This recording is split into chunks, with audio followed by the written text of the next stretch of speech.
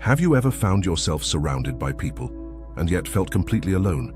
Not the peaceful solitude of an empty room, but the suffocating loneliness of being unseen, misunderstood, even in the middle of a conversation. It's strange, isn't it? How being physically with others can feel far more dangerous than being completely on your own. And if you've ever had to choose between walking into a room filled with tension or spending an entire evening by yourself, you probably chose yourself. Again. But have you ever stopped to ask, why? Why does isolation, even when it's painful, sometimes feel like the only sane option? Carl Jung didn't see this as weakness. He didn't call it antisocial. In fact, he warned us that sometimes the most dangerous place you can be is with the wrong people. Because what we fear in others isn't just behavior, it's the unconscious. And when someone else refuses to face their own darkness and their shadow, they don't destroy themselves first. They destroy you. Let's go deeper. Before we dive in, make sure to subscribe to the channel so you don't miss more videos like this when they drop. You've probably felt it before, that invisible pressure in the room, the way someone's words don't match their eyes, the way your body tightens, even before anything's said. That's not paranoia. That's your psyche recognizing an unconscious threat. Carl Jung taught that most of what drives human behavior isn't visible. It's not logical. It's not even intentional. It's unconscious. And when someone is blind to their own inner chaos, their shadow needs a place to go. So it finds a host. And often, that host is you, not because you're weak, but because you're open, receptive, empathic. The danger isn't just in abusive people. It's in people who are emotionally fragmented, but unaware. It's in those who smile kindly while projecting their pain onto you. It's in the charming ones, the spiritual ones, even the ones who call themselves healers. These are the ones who never look inward. So their unprocessed trauma looks outward and sees you. It's not your fault. But if you're not conscious of it, you'll start to believe that it is. You'll find yourself apologizing for things you never did, explaining yourself for emotions that don't even belong to you, carrying burdens you were never meant to hold. And here's the tragedy Jung saw so clearly. The moment you absorb someone else's shadow, you stop being seen as a person. You become a mirror, a screen, a symbol in someone else's unconscious drama. It's no longer about you. It never was, but now, your energy, your peace, your mind, are on the line. And that's why being alone begins to feel like a shield. Because at least in solitude, there's no one rewriting your reality. At first they seem fragile, sensitive, deep. You want to help them. You feel for them. And maybe in the beginning that empathy felt like connection, like purpose, like love, but something shifted now. You're always on edge, always responsible for their moods, always the one fixing, explaining, carrying, and still it's never enough. Carl Jung warned us, what we do not confront in ourselves we will encounter as fate. But he wasn't talking about fate as destiny. He meant people who embody the very parts of ourselves we refuse to face. This is projection, and the unconscious manipulator is its master. Even if they have no idea what they're doing, they're not villains. They're not monsters. They're fragmented humans. But that's precisely what makes them so dangerous, because unlike a liar who knows they're lying, the unconscious manipulator believes their distortions are truth. So when they feel small, you must be arrogant. When they feel abandoned, you must be selfish. When they feel anger, you must be the cause. Your reality is overwritten, not with force, but with emotional gravity. You start to doubt yourself. Maybe I was too cold. Maybe I do have a problem. Maybe I need to change. And that's how the trap is built.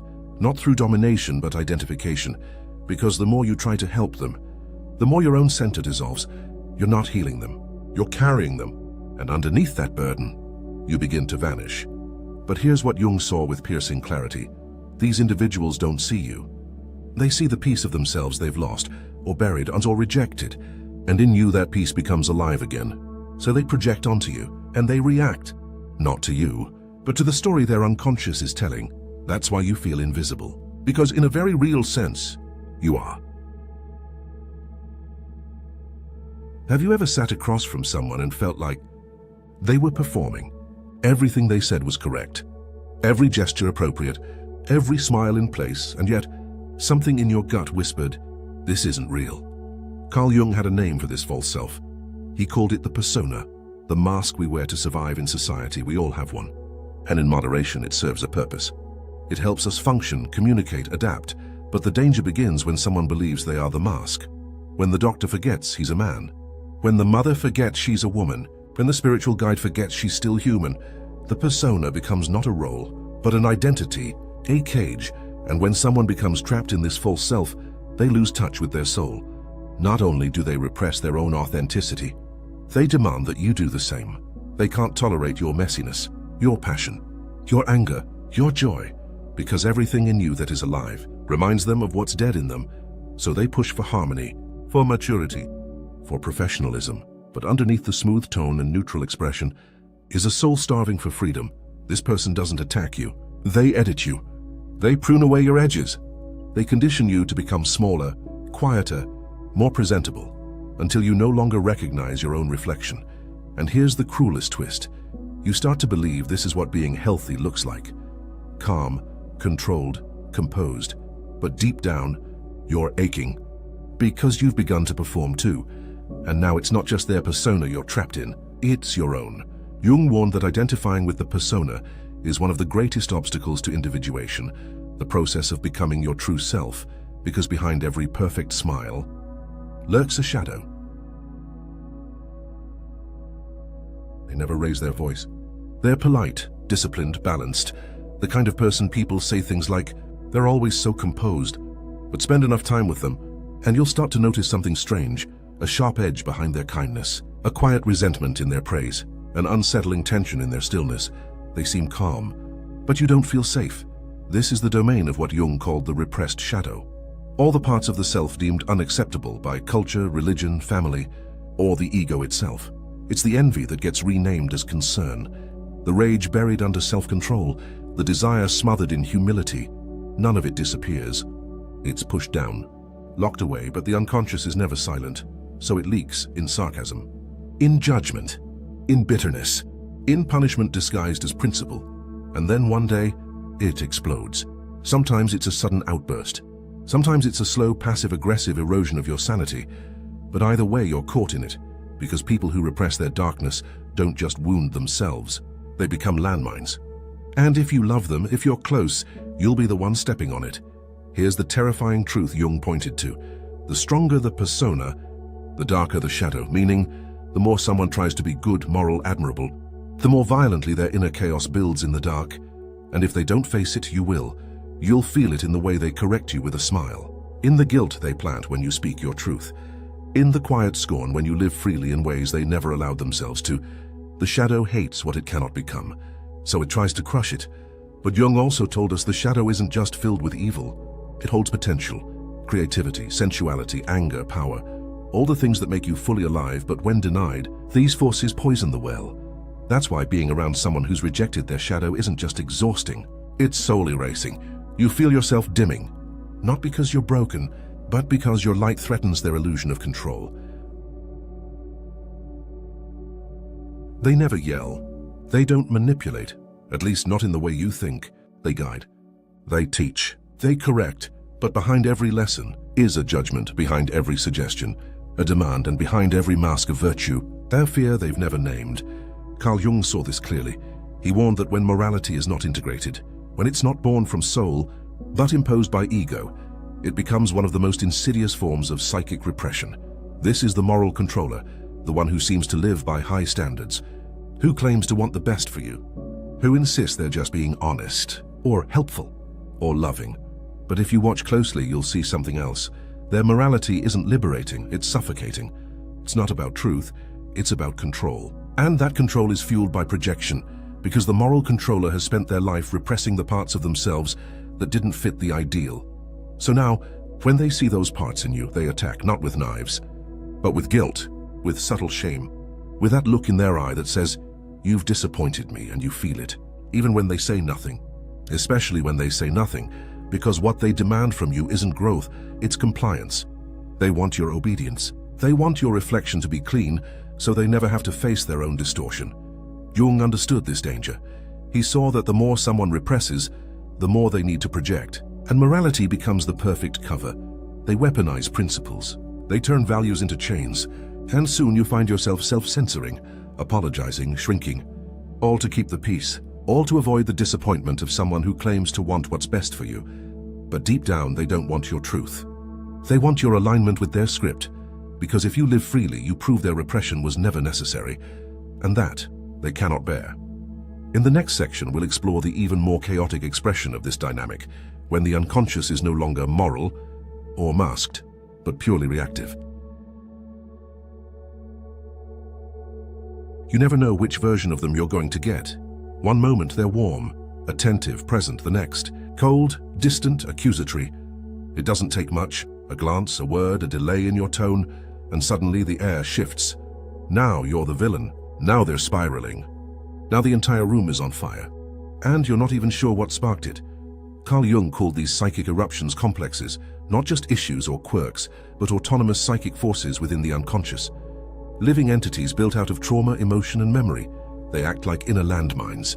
You step on one, usually without realizing it, and the person in front of you disappears.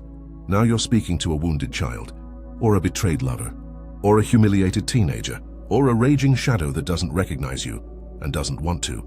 And the hardest part? They don't know it's happening. They'll swear they're being rational. They'll accuse you with full conviction. They'll say it's your fault, your tone, your energy. But what you're really seeing is a ghost from their past awakened in the present and projected onto you.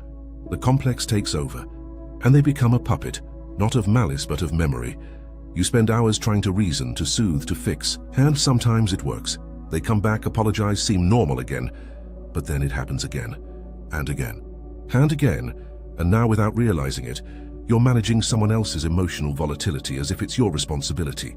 You start censoring your joy, monitoring your truth, holding back your needs, all to avoid triggering another collapse. But no matter how careful you are, it's never enough, because the complex is never you. It was born before you, and it will repeat until they choose to face it, but they rarely do because it feels real.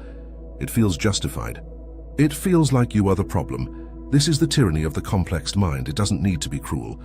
It just needs to be unconscious. And that alone can dismantle your reality piece by piece. In the next part, we enter the final form of unconscious enmeshment, the most subtle, seductive, and exhausting dynamic of all, the psychic vampire. They don't shout. They don't blame. They don't even ask for much. Not directly anyway. They just need you. They need your time, your attention, your energy, your empathy, your soul. At first it feels like intimacy. They open up. They're vulnerable. They rely on you. And something deep in you responds. The healer, the lover, the savior. But slowly it starts to shift. Now you feel tired after every conversation. Now you dread the message, the call, the subtle emotional pull. Now your life is revolving around managing their emptiness. Carl Jung never used the term psychic vampire, but he warned about this exact dynamic. A symbiotic bond where one person's unresolved psyche starts to invade the others. And it always happens under the illusion of closeness, because the psychic vampire doesn't want to grow. They want to be carried. They don't want a partner. They want a source, and you've become their battery. It doesn't start with demands. It starts with need. I just need to talk. You're the only one who understands. Can you just be there for me right now? And of course you are, because you care, because you're loyal, because you were told love means sacrifice. But what no one told you is that when love becomes a slow drain of your life force, it's not love anymore, it's emotional vampirism. It's psychic enmeshment, it's spiritual erosion. And over time you stop asking for what you need. You stop expressing what you feel. You stop being fully alive, because any part of you that isn't oriented toward them feels selfish. But the cruelest twist, they will make you feel guilty for wanting to breathe. You'll hear, "Why are you so distant lately? You're all I have. You've changed." And those words won't sound violent, but they'll cut you deeper than any scream ever could, because they aren't appealing to your logic. They're appealing to your empathy. And if you don't wake up, that empathy will become your cage. Jung warned us, until you make the unconscious conscious, it will direct your life, and you will call it fate. But in the case of the psychic vampire, you'll call it love until one day you break. And that break isn't cruelty. It's clarity, because the truth is, solitude isn't the wound, it's the antidote. At some point in your life, you may have wondered, why do I feel safer alone? Not just peaceful, safe. Why does the quiet of an empty room bring more clarity than the noise of connection? Why does a solo walk feel more real than a conversation filled with false smiles? Carl Jung never idealized isolation, but he understood it, because sometimes being alone isn't about withdrawal. It's about returning to the only place you can hear your own voice, to the only place no one is projecting onto you, to the only place where your energy finally stops leaking. It's not that you don't want love or friendship, or intimacy. You just don't want to lose yourself to get it, and the world as it is makes that almost impossible because it rewards masks. It normalizes unconscious dynamics. It tells you that being connected is always better than being alone, even if that connection is hollow, toxic, or soul-killing. But Jung saw something deeper. He saw that until you are whole in solitude, you'll keep seeking relationships that mirror your fragmentation, because when you fear being alone, you'll tolerate anything to avoid it. Manipulation, moral control, emotional chaos, vampirism disguised as love. But when you embrace being alone, not as a punishment but as a sanctuary, you start to see everything clearly. You realize how many of your relationships were just ways to avoid silence, how often you mistook trauma bonds for soulmates, how deeply you were abandoning yourself just to feel seen. And when you stop doing that, everything changes. You begin to choose differently, speak differently, love differently, not because you're cold, not because you're guarded, but because you've touched something deeper than connection. You've touched truth, and now you'd rather be alone with truth than together in a lie. But here's the paradox Jung knew. The moment you can truly be alone is the moment you become capable of real relationship, because now you're not looking for someone to complete you. You're simply open to those who can meet you. And that's rare. In the final section, we'll bring it all home. We'll talk about integration, about healing, about what happens when you stop orbiting around others, and begin the journey inward, for real. You're not broken. You've just spent so much time absorbing the ghosts of others that you began to think they were your own. You're not cold. You just learned far too early that warmth could be used as bait. You're not distant. You just know instinctively that some connections cost more than they're worth. And maybe that's why solitude became your shelter. But now, something inside is shifting. You're no longer content just running from what hurts. You want to understand why it hurt in the first place. And that's where Carl Jung's real path begins. Not the path of protection, but the path of integration. You start to see that every dysfunctional relationship was a distorted mirror of something you didn't want to face in yourself. That every emotional storm you tried to calm in someone else was reflecting the boundaries you never knew how to hold. You begin to remember that you weren't born to be a container for other people's pain, not a therapist for someone else's chaos, not the savior of those who refuse to save themselves. You were born to be whole, and that wholeness, it isn't built through force. It's built through presence, through the radical willingness to sit with your own pain, to look your shadow in the eyes, to accept that even your darkest parts have something to teach you. Jung called this process individuation, the journey of becoming who you truly are, not who the world asked you to be, not who you performed to be loved, but the raw, undivided self that's been there all along, buried under shame, masks, and survival. And yes, it takes distance. It takes silence. It takes walking through the desert of solitude so you can finally hear the voice of your own soul. But on the other side of that desert, there is clarity, there is strength that doesn't need to be loud, there is love that doesn't suffocate, there is a yes that doesn't come from fear, and a no that doesn't come from anger but from consciousness. And when you arrive in that place, you no longer need protection, because nothing invades you when you are fully at home within yourself. And hey, if you've been feeling stuck in emotional loops, struggling with inner conflict, or sensing there's a part of you you've never fully understood, you're not alone in that. This guide we've put together dives deep into exactly that. It'll help you understand why certain patterns keep repeating, face the hidden parts of yourself you've been avoiding, begin real emotional healing and self-integration, reconnect with your true, undiluted self, if any of that speaks to something you've been quietly carrying. Check the first pinned comment under this video. It might be exactly what your soul has been needing. No pressure, no rush, just when you're ready. If this video helped you in any way, leave a like and watch the video that's showing up here on the screen. It might help you even more.